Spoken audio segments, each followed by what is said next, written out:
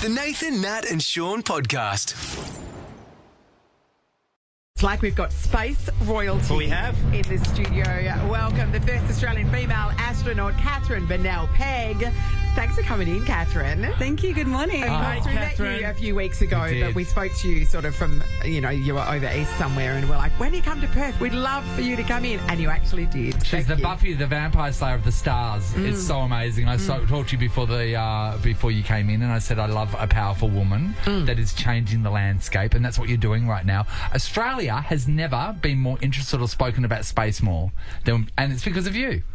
Wow, thank you so much. I mean, it's so great to be here in Perth and get out across this city and across WA and meet many other powerful women and people working in space here. There's so much happening, and it's such a thrill to be here. Katherine, we're very excited just to see you in your jacket at the moment. There's an Australian I Space know. Agency on it, the badge is on it. And, when we've seen you on the news and when we spoke to you, I think you were wearing a jumpsuit. So I know these are basic questions. How many jumpsuits have you got? And have you got a whole heap of merch that I would imagine if people come over your house, you'd be trying to steal something? I'd steal something from your house.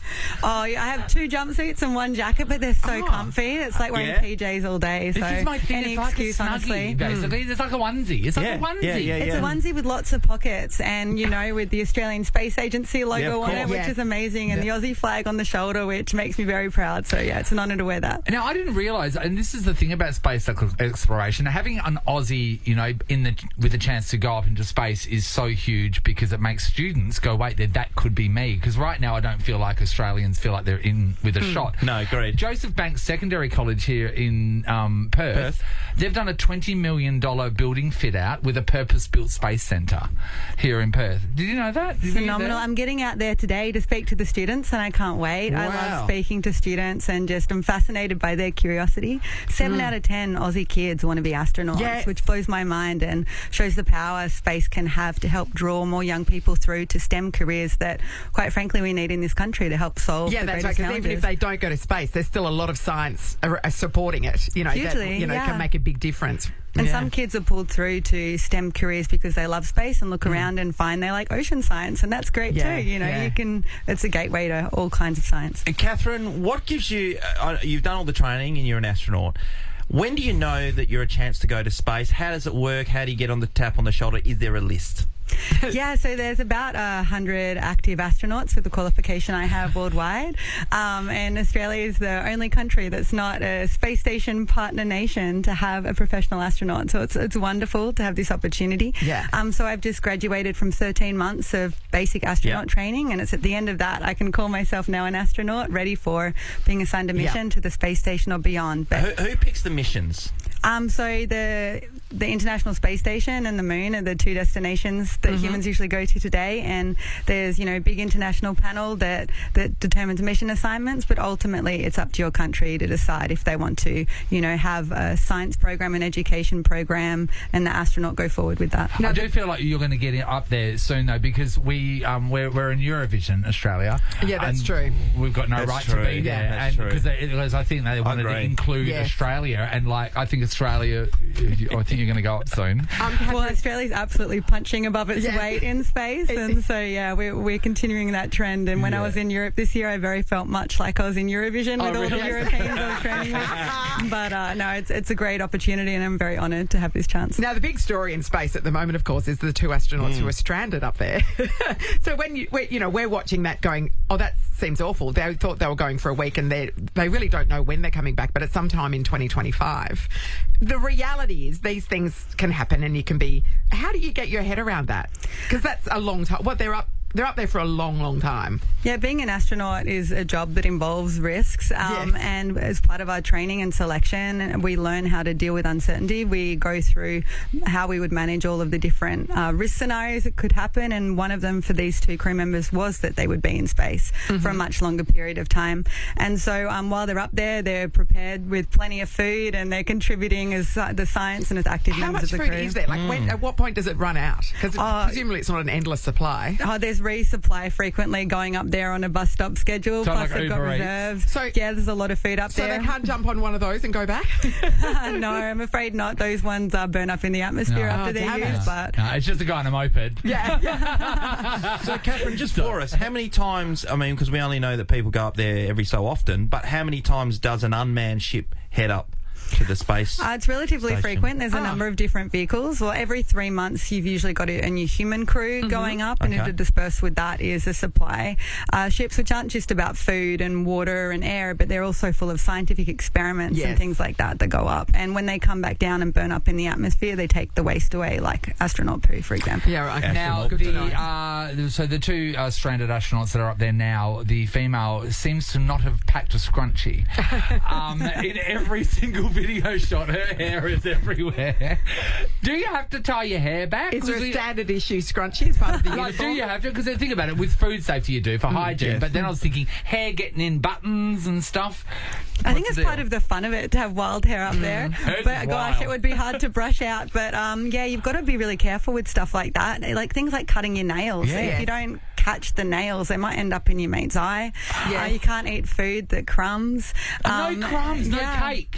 No cake. cake, If no there's sponge. crumbs, if it's Pastry. nice and dense like cake, like a mud cake? like a mud cake could be pretty good. But like a Chocolate mousse is sponge, up no. there. Yeah, that'd be dangerous. There's Oh. no like kind of powdered salt and pepper. Yeah, right. But there's liquid forms. So No Yeah. cracked black pepper. No, I no, wouldn't don't be able be to in go. trouble. David's out, I have yeah. it on He's out. everything. dreams over. I can't remember if we asked you this before. There's no showering. Is there showering? No showering in space, and usually an astronaut's up there for 6 months at a time, but you do have sort of a wet wipe situation. Yeah. Oh, and yeah. you can wash your hair and Jeez, like the towel first it off. shower must be good. But you're all in it together. Yeah.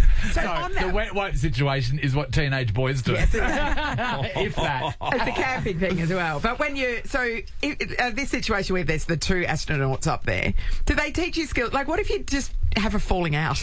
Like, do they teach you skills psychologically on how to get along in these scenarios? Yeah, human behaviour and performance training, it's Yes. called, is a big part of our training.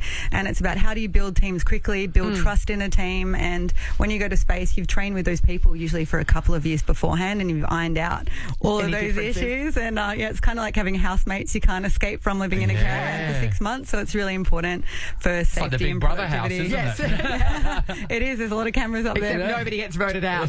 Do you have any TV?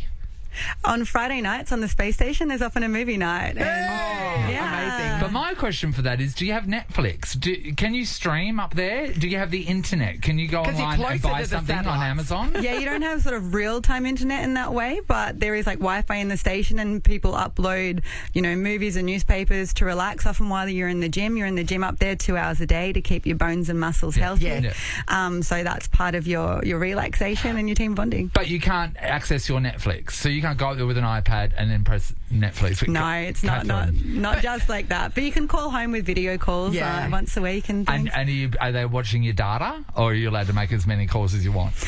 You're sharing the data with scientific experiments, so it's kind of managed. So there's a lot of good It's a work done tax up You there. deduction. must No, say to at write some it point, off. hang the signs, I want to FaceTime my dog, right?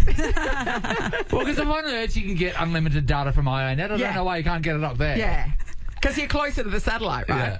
Yeah. Yeah, you are, but yeah, there's Well, you're on incredible Starlink, of science course. done up there that needs that data too. I got you. Joined in the studio by Australia's first female astronaut, Katherine Bennell-Pegg. It's very exciting. We've just been talking about our love of a show, and I mentioned last time we spoke to you, which is For All Mankind, and I really urge everyone yes, to watch that's it. It's right. on Apple TV. It's amazing. It posits the world where the space race never ended because Russia beat America to the moon, and then because of America's hubris, they went, no, we got to keep going. And every season it jumps 10 years, isn't it, into the future? Yeah, about 10 years. 10 years in the future. And I was just asking you, because there's a space tourism sort of series, one of the seasons, and then it's done with the hotel sort of spinning, creating a false gravity. And I was like, is that really Would that work? And that It would work. absolutely work. No one's made a space station like that in reality yet, but let's see what the future holds. It's a super exciting time. There are new space stations being developed at the moment to replace the International Space Station, and also a space station out near the moon. And so all those designs are being progressed at the moment, and artificial gravity can actually help you understand the effects of microgravity with controls and help humans live and work in space longer. Amazing. A lot of the talk over the last couple of years is that we're going to make a trip to Mars at some stage. We met a couple of guys, or a guy from West Australia, put his name in a lotto, if you like, and that was, of course, you wouldn't make it back down. How close are we getting to be able to then have that launching pad from the moon to be able to get to Mars? You're at the forefront. Oh, it depends on our level of commitment to pursuing that goal. And, you know, to have humans walk on another planetary body would just be absolutely one for the ages and phenomenal. But there are a lot of technological leaps that have to be overcome to get humans there and back safely. It's a really long way for starters, isn't it? It's a long way, and like it would be, you know, a long time away from home and how your body would react. And you also need a rocket to get off Mars and get back to Earth, which is a big challenge, because to get onto the surface of Mars today, even with a large rover, it's called 7 minutes of terror for it to descend through the Martian atmosphere, because it's so risky and hard to land. But there's great science you can do there, so it's worthy of the pursuit. All right, let's talk about something that I don't know if you have an answer for, but let's see. You're being trained with every single scenario, right?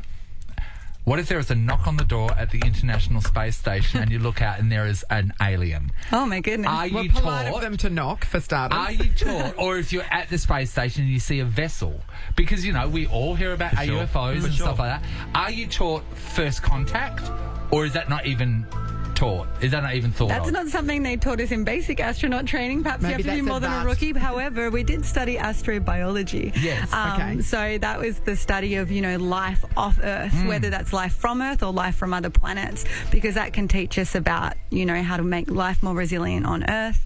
Like, statistically, there are aliens out there. The universe is huge. Yes. All the ingredients out there are the ingredients that make up life. Every star we look around, we're seeming to find planets almost at the And moment. what we think is life, you know, we're thinking it's, you know, someone with their arms and legs and stuff like that, but life could be something so like tiny and amoeba micro. and like, it's like, how would we communicate with it? But if little green men came and knocked on the space station, I'd probably call mission control and say, am I dreaming? What experiment have you put me on in my food? But honestly, I think, you know, if I was to meet an astronaut in space, an astronaut from another world in space, my question would be, how did you get here? Where did you come from? Imagine what the answer would tell us. But because you wouldn't So really interesting, even... Because I watch a lot of sci-fi, and I don't know whether you do as well, but like straight away you have to think about will I contaminate them, or they contaminate me, all that sort of stuff. So I just don't know whether That's you right. guys... There's a field called planetary protection. So when we send rovers to Mars, for example, we don't want to put Earth-based life on Mars, because if we find life there, we want to really be able to know it's Martian. Yes. You know, so it's an important field, and that helps us to learn how to, you know, keep things sterile here on Earth too, with different techniques like UV lighting. God, you're intelligent. Yeah. I'm surrounded by intelligent people in my day job to learn I mean, from. not at the moment, obviously. That's the problem with us. We're not. Catherine, I just want to go back to your training again. I was listening to someone who was practicing G-forces and getting used to G-forces, and they went like on levels. They went to number 1, and then this person spewed in the back of the cockpit as they were driving. And some people can go to 7, 8 and deal with the G-forces. Do you get taught that, and do you practice that, and what level can you go to? Yeah, so when you see a centrifuge, so someone sitting in like a seat or a cage at the end of a long arm spinning around and round, that's part of training for pilots and astronauts. But pilots have the force like pulling from their head to their feet. Astronaut, it's like an elephant sitting on your chest. The force goes front to back, because you lie on your back in the capsule to launch and re-enter. So we did that, and we spun up to 6G and went through the profile of a launch and a re-entry. And, you know, you weigh 6 times yourself, and you have to learn to breathe with your shoulders rather than your chest. Oh, so you're physically moving your shoulders up and down so that your lungs can expand. And then we just got used to that. And the next stage would be to like fly a simulator under those conditions, so you can be confident that you're capable of doing it. But when I did it, it was amazing, because it was quite dark, and you could really imagine yourself in that capsule. Like, here we go. And like you could see our classmates, or 6 of us going one after the other. You could see us on the big screen before before it was your turn, and we just had the biggest smiles on our faces. We're all absolutely loving it. Although afterwards I was so dizzy, I walked hard into a pole after maybe it did affect me. She gets up with a breathalyzer. There's some drunk driving in space. Are you doing gym stuff for that? Yeah, so we do a fair bit of gym work. So it's important, like, to be fit for your career on the ground, to get through all the training. The training's intense. There's lots of survival training and so on. But also in space, you do 2 hours a day of training, and you need to know. Because bone loss is the real risk, isn't it? That with no gravity, you start to. It's one of many risks. Actually, there's quite a lot of things that happen to your body in microgravity, which means that astronauts are medical guinea pigs for all this really interesting research, like osteoporosis, as you say. In space, you lose bone mass at the 6 to 7 times the rate of a postmenopausal woman. So it's a lot, which means that particularly female astronauts can really be part of the research for osteoporosis on Earth. Now, a very exciting opportunity for all kids and adults, to be honest. There's Ask an Astronaut this Sunday at Boulevardup Museum, where they can ask you anything, just like we have been. And our producer, Amy, has got 2 beautiful children. And They're 5 and 7. They were lying in bed last night, and they wanted to ask you a question. So, is this from James? Yeah. Yeah, this is from James. How old is James? 5. 5. James is 5. Oh, lovely. Why is space so far away, and why do you have to wear a bowl over your head? Bowl, that's a great question. It's a brilliant question. Space is 100 kilometres above us, you know. So it's not far at all. It's not that far. It's about an hour sitting in a car. That's all. So it's about the same distance to Mandurah. Yeah, it only takes a few minutes to get up there on the top of the rocket, and the height of that space is from us, that's due to the density of air in our atmosphere and our so gravity. we're going through mud, like going through thick mud. That's why it's harder to get up there. Yeah, I mean, you got to fight the force of gravity to get up there, and when you get up there, you have to wear a bowl on your head so that you still have air around you to breathe, because there's no air in space. But where does the fish go? Great question. Do you just hold the fish in your hand? But it's handy if you have There to have make a been salad. fish in space before. Oh, have there? There have been. How'd they go? Not great. Probably not so great, but they probably enjoyed the view. I've seen a beautiful picture of a fish looking out of a window in the rocket in space, but it's just the way their buoyancy works can be studied, and they go on parabolic 0G flights as well to understand that, and then come back and have a happy life. Well, James will be very happy with that. We've got now a question from Charlotte. Why did you want to be an astronaut, and what do you want to see in space?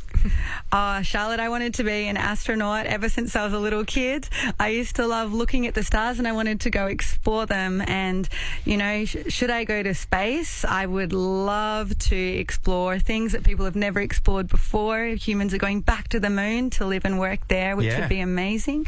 But also to look back at Earth would be really incredible. And, you know, in one view you can see all of the humans that are alive today. It's like, hello, my 8 billion friends down there. And you can see that there's no borders between countries, and our planet is very beautiful and very precious. You know what? You are so good. Like, you know those questions where you ask who would you have at a dinner party? Yeah. You're one of my seats. You want Katherine on that. You're one of my seats. Hey, Katherine, She'll bring dessert. who are you actually employed by and paid from? So I work for the Australian Space Agency. I've worked for them for a number of years, looking at growing space capability across Australia, and I work with a really fantastic team there. Being an astronaut, the closest analogy, I suppose, is like being a government scientist or a test pilot for defence. So you provide a service to your country with your skills, and your country contributes that internationally to the global ecosystem. A lot of us and a lot of people listening have got contracts with their workplaces. Hey, this is your yearly thing, or a couple of years. Yeah. Do you have to go through that? Yeah, so I mean, I just continue with the contract I already had, which is an ongoing Do you get contract. to negotiate it? No, I want another 20 for this. And We haven't got to that point yet. Is my boss listening?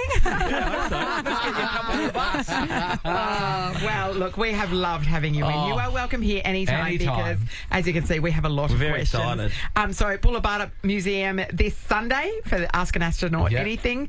And you're doing a fair bit of stuff around Perth as well, aren't you? Oh, it's fantastic. Yeah. I'm seeing so much that's happening here. Like, there were 3 satellites deployed from the space station last night. I got out and saw that team, and Seriously. been out at SKA Low, speaking to the local technicians and communities and kids. It's really a pleasure. Today I'm going to the International Space Centre to see researchers there for plants in space and optical comms and astronaut health, and there's so much happening in WA. It's unbelievable. Can I say that you, I think, will be the reason why a lot of kids will become astronauts. You're a great here. ambassador. I honestly do believe that, so well done. You're a space ambassador. Well Thank done. you. An honour to have this chance.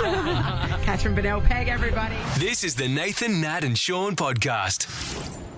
Our favourite gardener. We won't even talk to another gardener. No, we He's won't. the only one in our lives. Gardening Australia returns 7:30 tonight on the ABC show on Channel 2. Who? And iView. Costa Georgiadis. Hello.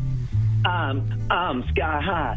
I love Can't tell Kanye. the difference between you. Yeah. Gardening. Australia's back home. Oh, it's like we're interviewing Yee himself. Yeah, isn't it?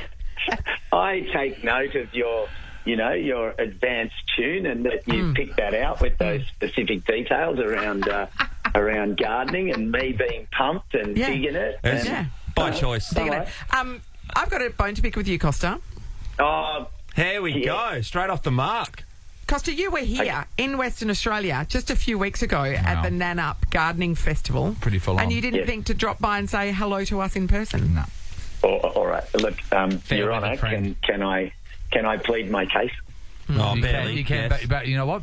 Step Are carefully. you wearing a fake wig?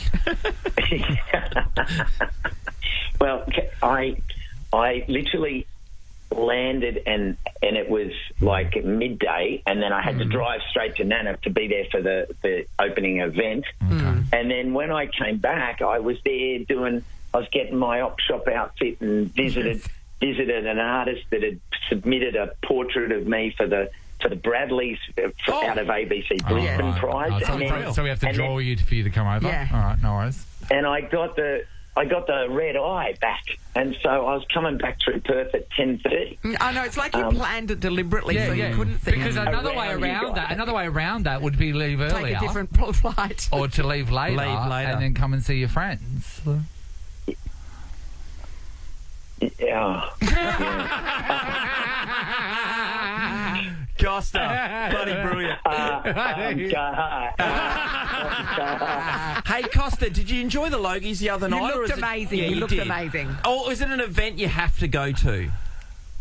No, look, I enjoy it for lots of reasons. First of all, that I put the Nanup Community Op Shop on my body and marched that jacket and shirt down the aisle. God bless you. So, but lots of people ask me, who dressed you? And I said, Nanup Community Op Shop. How's that for a line? Yes. And then I took that to the students, the TAFE Cert 3 students, and they came up with the floral arrangement off the clothing. So it's really nice to be able to talk about different stuff like that. And I kind of look at it for what it is, which is this gathering of storytellers on different levels. And it's a kind of crazy night because you're seeing all these faces and people are coming up like they love the whole floral deal that I presented, and I take it for what it is, which is a chance to put the word out there about the stuff that we do. So and it's a solid day. Like I went.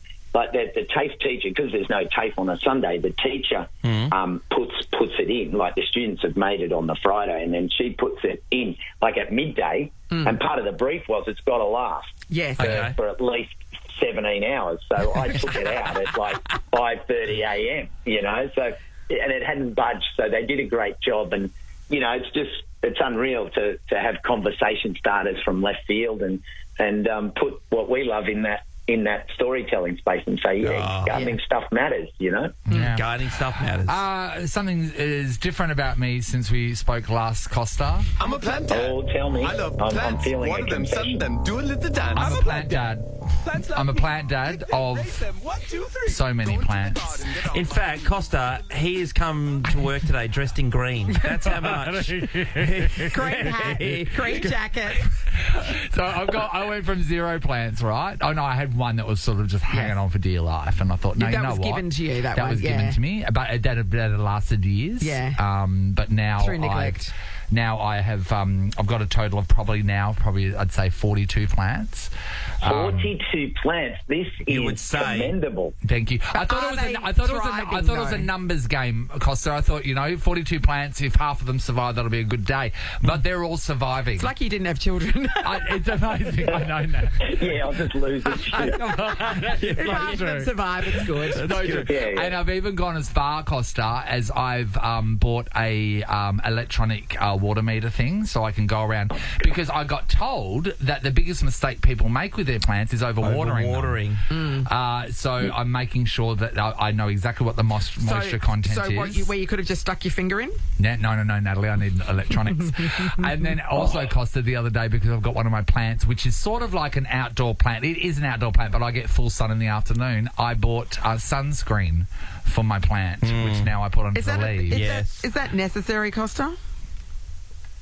Look, I'm not. Oh, the red plants need it. But I'm not about deflation in anything horticulture. But I must say, I think they may have seen you come.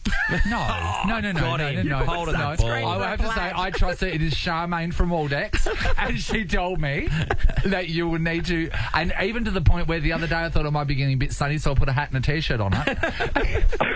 From Waldex. Got a slap, Costa.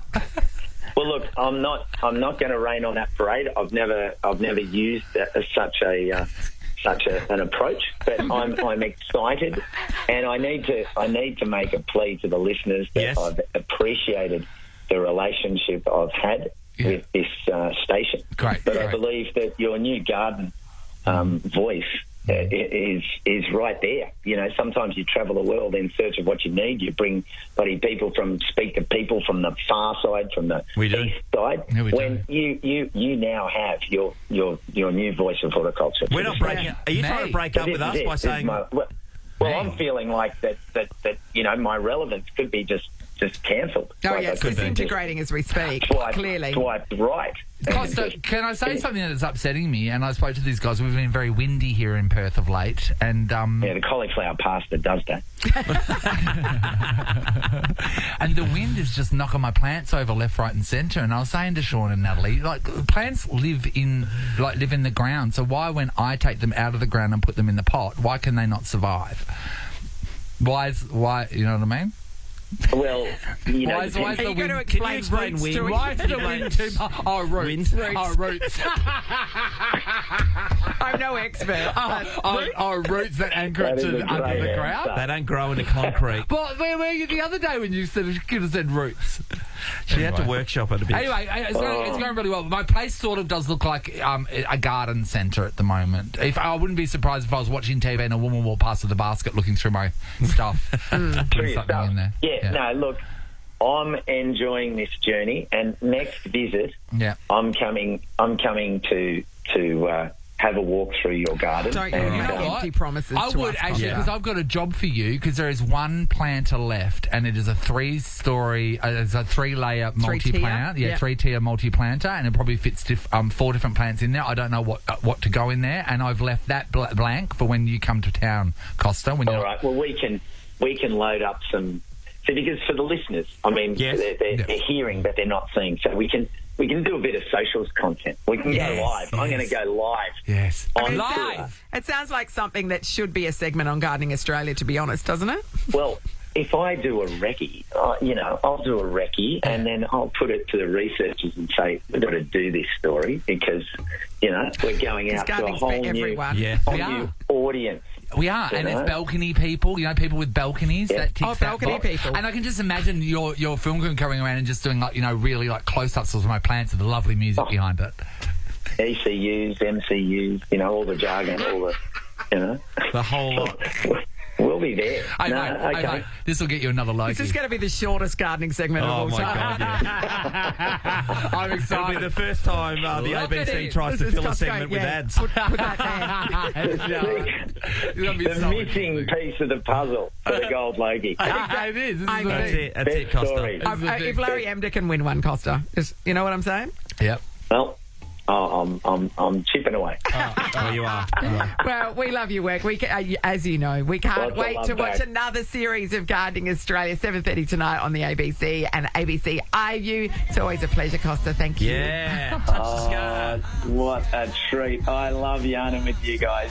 Bye, Have a mate. ripper, Can't Costa. wait until you come and do my balcony. Woo! Balcony by Thanks, Costa. mate. Bye, buddy. Thanks, Thanks, Sean. See you, brother. The Nathan, Nat and Shaun podcast. We are having some significant technical difficulties at the moment. We're now doing basically an analogue show. We can't run any of our competitions at the moment. No, we can't now. So Nathan said, I'm out of here. yeah, and I Nathan agree with him. bailed. Hello, Nathan. I don't see why Yes. this show is continuing if we can't do the show. Well, Nathan, you just take us back a few years when the place was nearly burning down. Was we on continued. fire. So, you know. You're right. I know, but when the capabilities of actually broadcasting the show are taken away from us, it's the age-old thing. When you're standing on a canyon screaming into the distance and no one can hear you, what's the point? What's the point? Let's just put on a tape, call it a day, get you guys in your car so you can experience this absolute nightmare traffic. Is this what people are dealing with every day? Yes, Absolutely, Nathan. yeah. Yes. Like, you Imagine- know how you recently discovered wind? Well, now you're just discovering traffic. It's crazy. Like, honestly, a little bit of water on the ground and people just turn into the simplest of folks. Yeah, I'm in the tunnel right now. I just saw two people angrily tooting their horns at each other just before. Yes. Like a real road Aggressively. rage situation there. But I think that's because they wanted to be able to experience a child answering questions. Yeah. on our show. And I know. Gonna have to hold off on that for Poor the meantime. Elijah is just standing by. Might have to take a day off school at this stage. But Nate, for everybody, Yeah, what, Sean? I was going to say for everybody out there who missed you a couple of minutes ago, single life can be difficult at times, and that. Well, we don't have a wife at home to wait for people to turn up. No, so you things. dealt with this just a couple I of had days a dryer ago. delivery a couple of days ago, and they're like, it could have come at any time during the day, and the window they gave me was 7:35 to 10:35 in the morning. So and for you, Nate? Now, this is the most frustrating thing. So, of course, I'm going home because I'm getting my MBN put on today. But the most frustrating thing about it is that my next-door neighbour, Marnie, because we were on the same internet, she's changed into IONet as well. So she's got... so she ended up scheduling her appointment as well. But she said to them, by the way, my next-door neighbour is Yes. going to be getting his internet put on Friday. They've scheduled her next week. So Yeah. the guy's got to come out and do the same address Yes, twice. days later. Yes. What for? No, they're different job numbers. Don't worry, I've been through okay, this yeah, before sorry, as well. Nat. Different job numbers, so it's not possible. It's not possible, Nathan. It's not possible. Isn't that crazy? so that was the case. Marnie would have been at home because Marnie's Yes. my pseudo apartment block wife. Yes. Yeah, but the technicians wouldn't get double the call-out fee, you Yeah, see? that's right. Yeah, that as well. That's what I think. Maybe the technicians like that.